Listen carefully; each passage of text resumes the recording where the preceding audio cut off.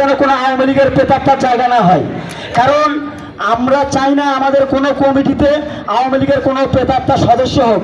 কারণ অনেকেই আছে এখন একটা এখন নতুন একটা হয়ে উঠে গেছে কি, আমি তো আওয়ামী লীগ করিনি, আমার আওয়ামী লীগের কোন কমিটির নাম আছে।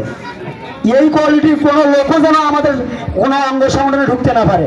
কারণ যারা আওয়ামী লীগের দোষর, ওরা যদি আমাদের অঙ্গ সংগঠনে ঢোকে তাহলে অবশ্যই আমাদের অঙ্গ সংগঠনের ভিতরেও বিশৃঙ্খলা সৃষ্টি করবে। তো সেই লক্ষ্যে আপনারা অবশ্যই খেয়াল রাখবেন, কোনো আওয়ামী লীগের প্রেতাত্মা যেন আমাদের কোনো কমিটিতে, শুধু শ্রমিক দল কেন, বাংলাদেশ জাতীয়তাবাদী দল বিএনপির যে কোনো অঙ্গ সংগঠনের কোনো সংগঠনই যেন ওরা কোনো সদস্য সিটও না পায়।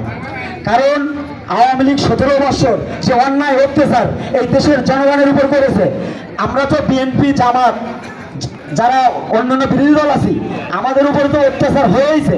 সাধারণ জনগণ যারা, তারাও এই হাসিনার হাত থেকে রেহাই পায় নাই। কারণ অসংখ্য অসহায় মানুষ এই হাসিনার দেওয়া মামলায় জর্জরিত, তারা দীর্ঘদিন জেল খেটেছে,